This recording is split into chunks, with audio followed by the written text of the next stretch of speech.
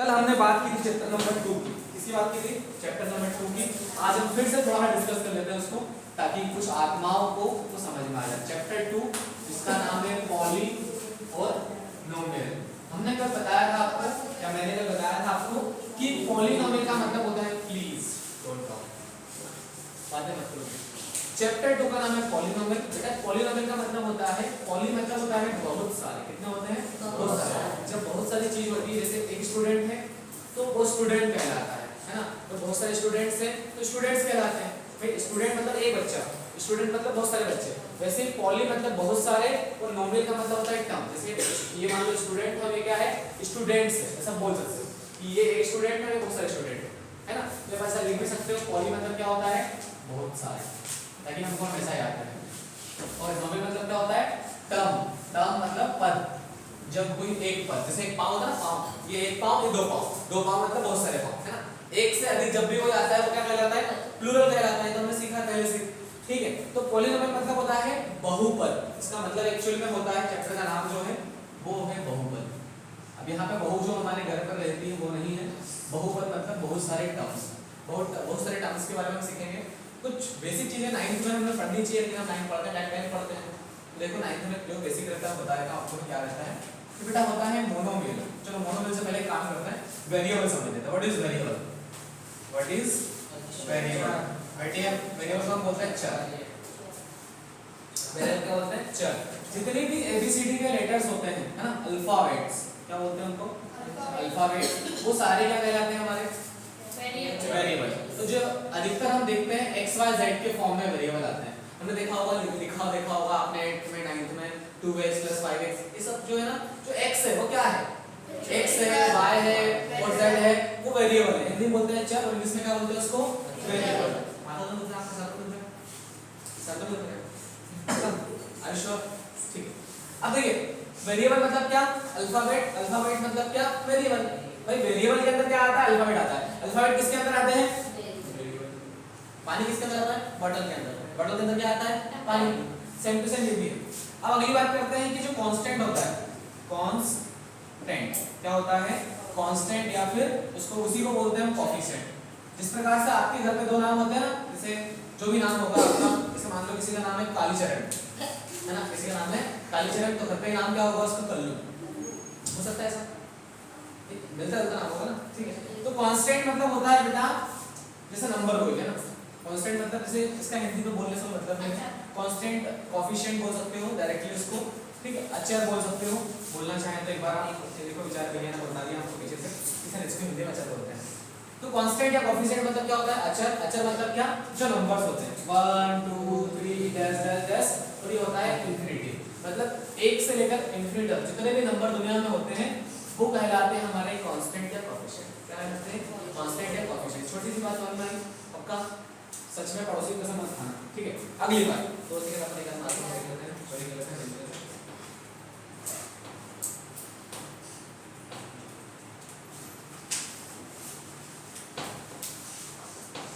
ऐसा लगता है आपको मेरा देख आपके देख समझ आगे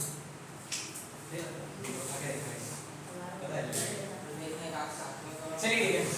अब आगे बढ़ते हैं कि हमने सीख लिया वेरिएबल क्या होता है और कांस्टेंट क्या होता है। नेक्स्ट थिंग बेटा आती है कि हमारे पास मोनोमियल क्या होता है? क्या होता है?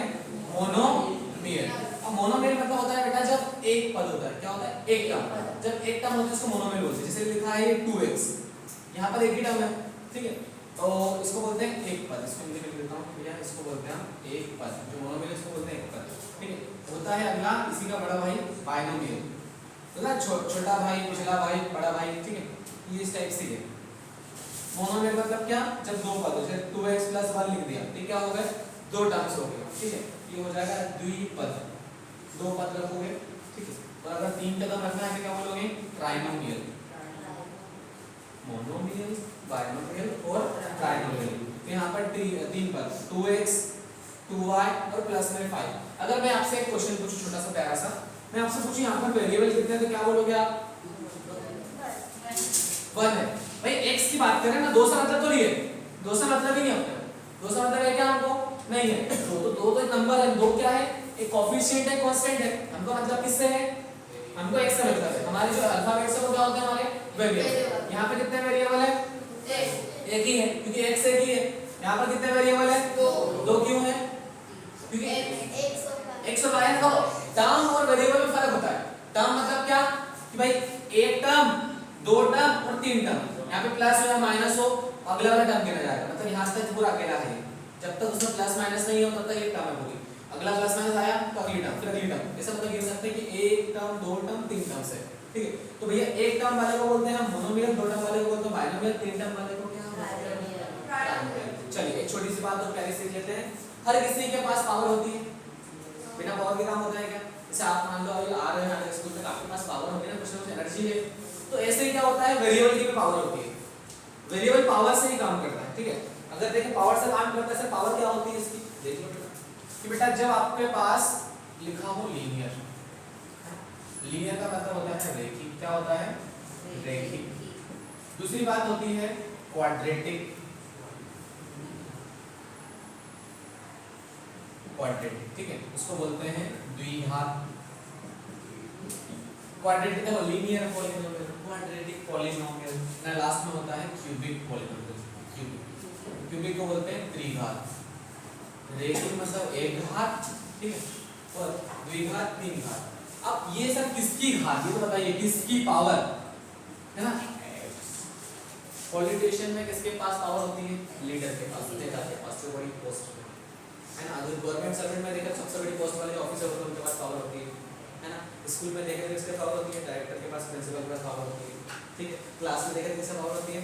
टीचर के पास पावर होती है। ठीक है, अगर बच्चों में देखें तो किसके पावर होती है? तो मॉनिटर है उसके पास पावर होती है, या फिर जो तंदुरुस्त रहता है, हेल्दी रहता है, थोड़ा सा नालायक टाइप का रहता है, किसी के पास स्पाइडरमैन की पावर होती है। हाँ ऐसे।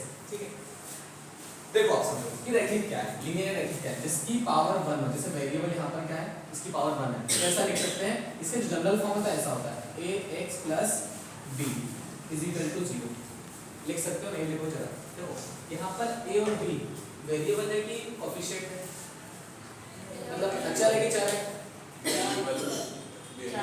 चलो अच्छी बता रहा हूँ, मैं बता देता हूँ कि कुछ सिचुएशन ऐसी रहेगी जहाँ पर a b c real number का काम करेंगे। रियल नंबर मतलब क्या कि नंबर्स का काम करेंगे, ये नंबर।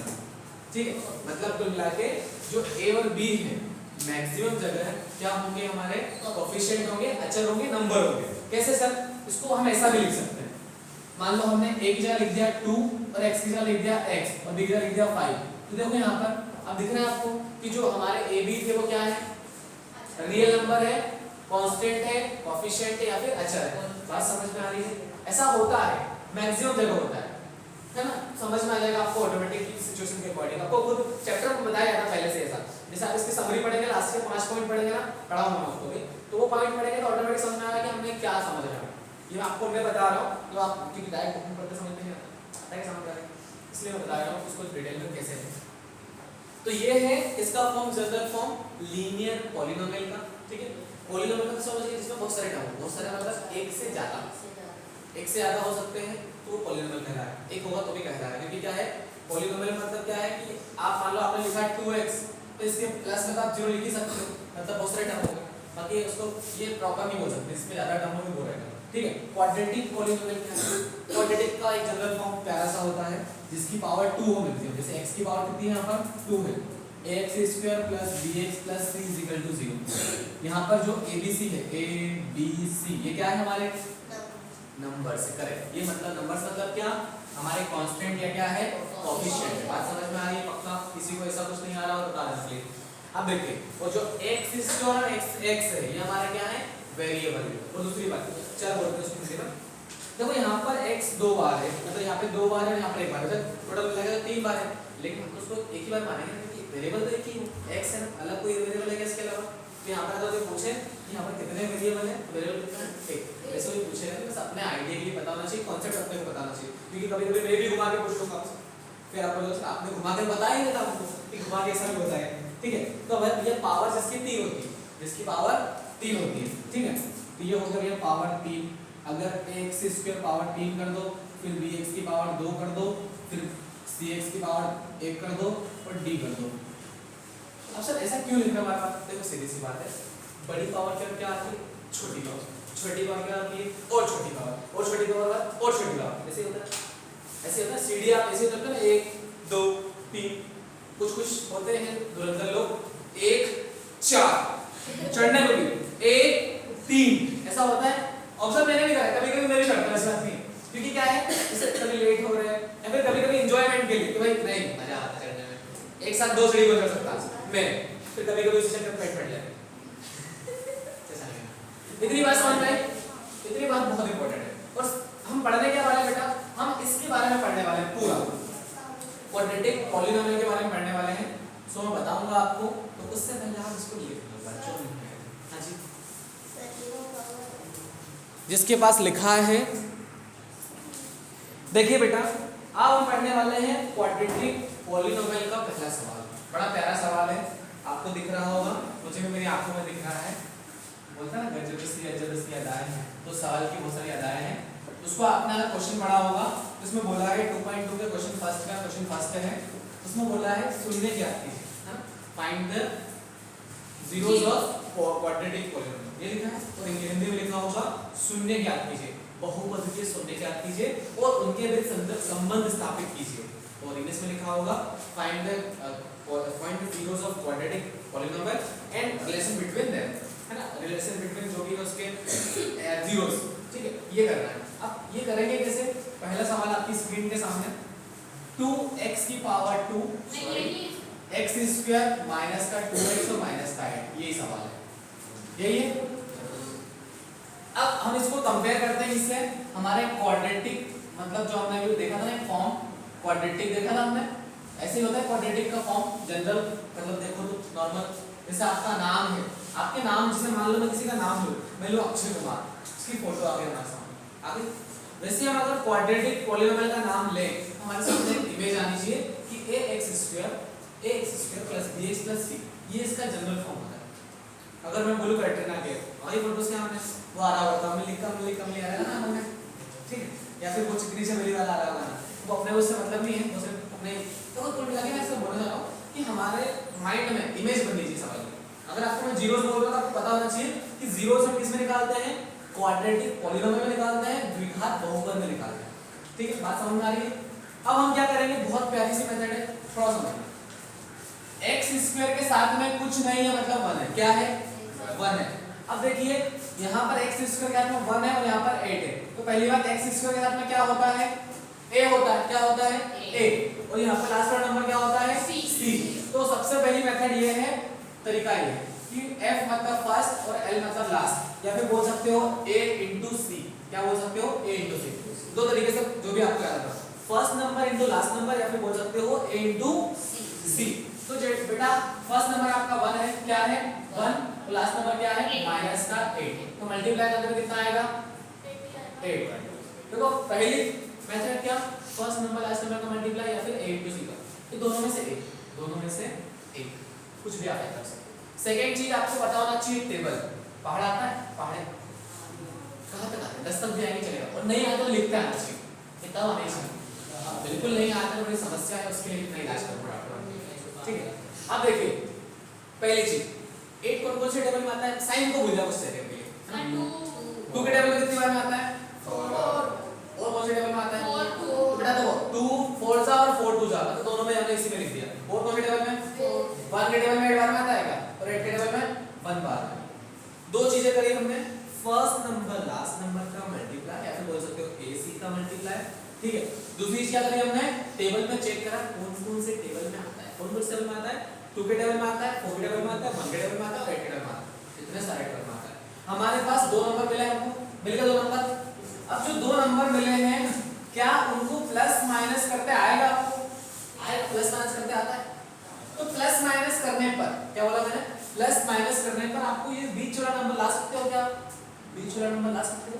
जैसे मुझे बताओ, इसको अगर प्लस माइनस करूं तो मुझे क्या माइनस का 2 मिल पाएगा, इन दोनों को प्लस माइनस करने पर नहीं मिलेगा, इसको काट डालो, मार डालो, मार दिया।